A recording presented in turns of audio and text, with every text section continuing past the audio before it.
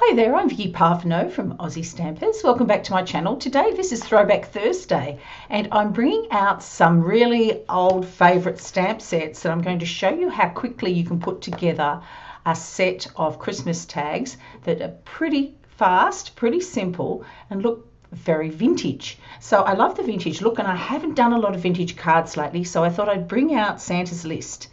Now, you may well have kept this stamp set because it is a classic. It's one of those I just cannot get rid of.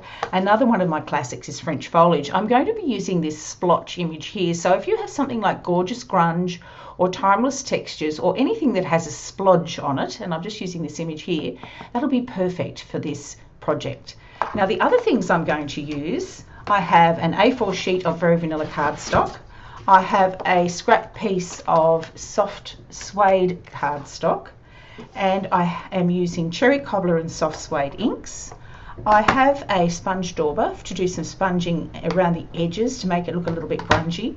I have some scissors, I have a large hole punch, I have a 3/4 inch circle punch, and I have some of this great twine that I picked up from the craft store. It's really thick and really chunky and it works really well on a vintage luggage tag look card, and that's what I'm going to show you how to make today.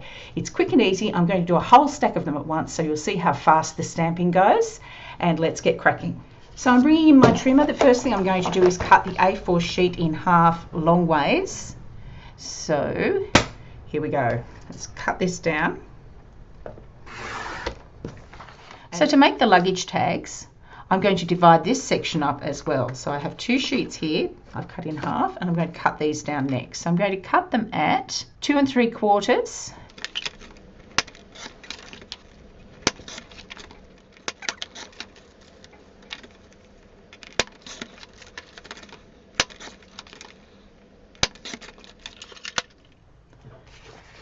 The next thing I want to do is make a short cut across the top of one corner. And you can eyeball this for the very first cut. I'm going to make it sort of a 45-degree angle cut like this. And then I'm going to keep that as a template and I'm going to cut the other side to match. So this gives you a luggage tag shape. You see how that works? So rather than fiddle with these two little bits, all I'm going to do now is just use this larger tag as a template and cut both sides.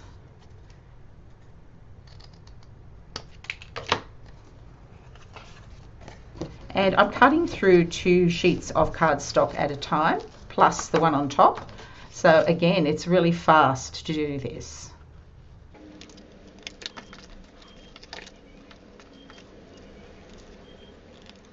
Now I'm going to lay these out on some scratch paper because there'll be some over stamping where the stamp goes off the edge of the tags.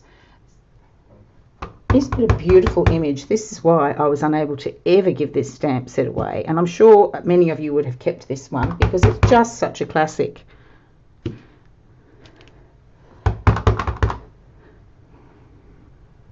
Now I've misstamped a little bit there, but I'll fix that up with my marker. That'll be fine.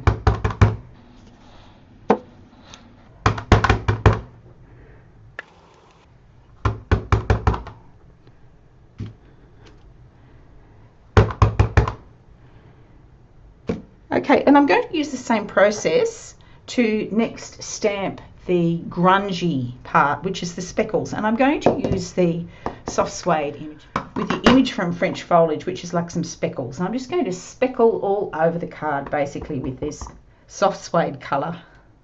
And I'm going to do some stamping off, and I'm going to be turning the stamp as I work. So I'm getting different images everywhere. Isn't that gorgeous? It's just splodgy. It just looks great. It's perfect. And it's not an exact science. They don't all need to look the same. In fact, the more random, the better. Okay, now I'm going to bring in some stamping with the cherry cobbler ink as well. I'm going to stamp off first. I don't want it too strong.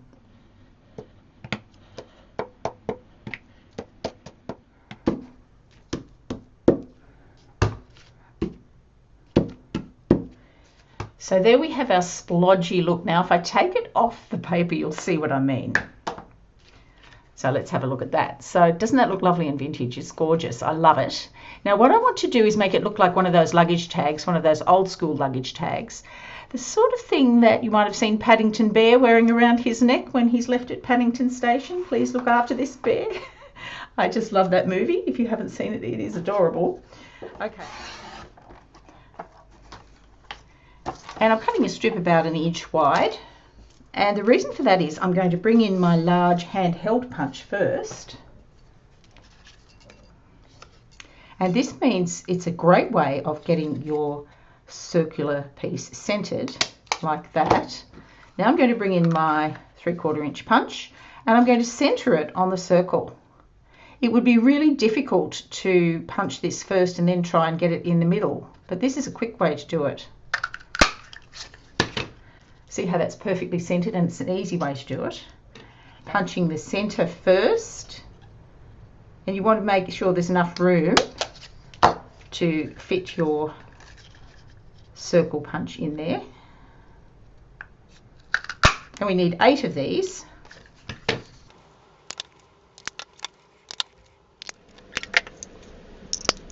So I'm going to adhere that with some Tombow multi-adhesive. And now I'm going to bring back that large handheld punch. I think I bought this from the newsagents. You can pick them up just about anywhere. They're really easy to find, these. And there you have it. You have a luggage label. Now, some stamping. He's making a list and checking it twice. That's in the soft suede. Hope you're nice. On the bottom. So there's our first tag done. All we need now is some of this yummy twine to be tied at the top, and I've got so much of it I can make a nice long tag, so there's plenty of room to tie it around a gift. And then the last thing I need to do is get some soft suede and just grunge up the edges, and this gives it that real vintage look. Now, if you prefer, you could use a sponge. In fact, I might move to a sponge. I have one sitting here. I'll just grab it. You can get the sponge a little bit more juicy. Ah, there we go. So I think the sponge probably is quicker. It just means you get inky fingers though. That's why I like using sponge daubers, because they're not quite as messy. But sometimes it's good to get messy when you're making cards. So are you one of these people that saves up your stamp sets and just can't bear to part with some of the favourites? And then at the end of the year, Christmas is a great time for using up everything. I keep most of my Christmas stamps because I just love them. I love using them. And I'm going to go through and finish the rest of them off now for you. I'll speed it up while I do the rest.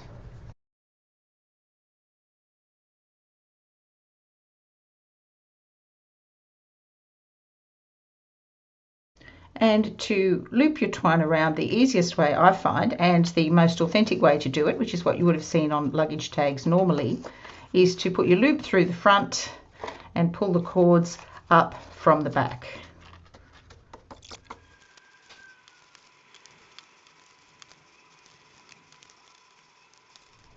I thought it might be fun to show you how I package these up when I sell them at the gallery in King Street, Newtown, where I take my cards and have them for sale.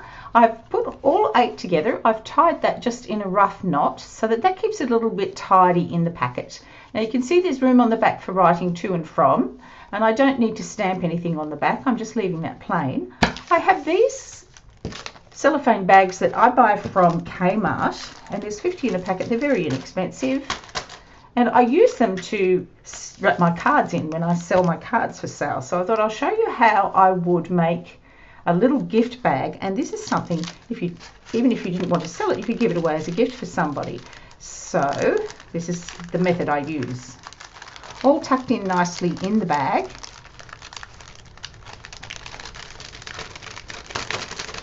So if you were taking it to markets to sell, or if you have an art gallery where you sell your cards, as I do, then this is a way to package them so that people can see what they're getting. They stay clean if people are picking them up and looking at them. So I'm just going to seal it up And I'm going to make a topper for the bag. Now for this old style of die, you're basically going to make a sandwich with your acrylic plate, pop that on the top, make sure all the bits are covered.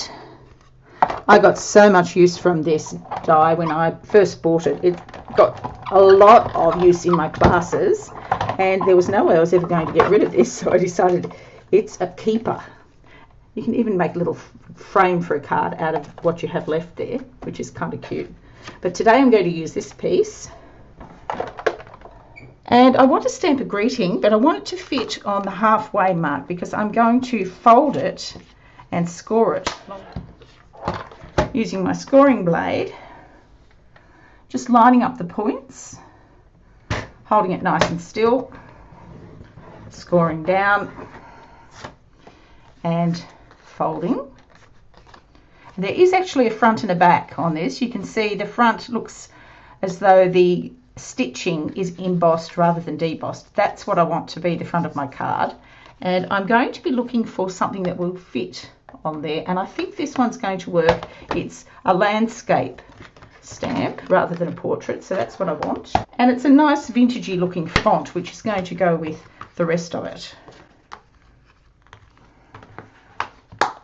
This is one of the projects we're making in my class tomorrow, so if you are interested in coming to any of my classes, just have a look in the description box underneath and go over to the meetup group. I run classes in the Sutherland Shire in South Sydney every month, and I'd love to have you come and visit us and spend the day crafting with us. We have a great time, and it's a lovely social group, very friendly. Perfect, right in the center. Now I'm not going to grunge this up. I'm going to keep this quite clean on the top so that the grungy look is on the inside on the tags themselves. If you wanted to, you could grunge around the outside, but I just want to keep this nice and clean. Now I've found the absolute best way to adhere this and staple it. Particularly if you're taking it to a craft fair or something like that, you could use double-sided tape on it, but believe me, in the heat of a craft fair or in the fact that it's in a gallery and people are lifting it up and handling it all the time, it will just fall apart. So the best way is to just staple it. And I like to put the staples in a place that looks fairly neat and tidy. So I want to put one on that side and one on this side. Nice and neat and lined up with the stamp so it looks really professional. And then I just pop my little price tag on there if I was putting it in the gallery, and I might even write a little description on it saying 8 tags on the price. I prefer to put it somewhere, usually on the plastic, because then it doesn't mar this nice little topper piece. So there you have it. So thanks for joining me today. I look forward to hearing from you. If you're coming to one of my classes, I'd love to meet you. We have a lot of fun here, and it's been fun making this project. I like it a lot, and I might be giving this to somebody quite soon. Have a fantastic day, and I'll see you again next time. Bye for now.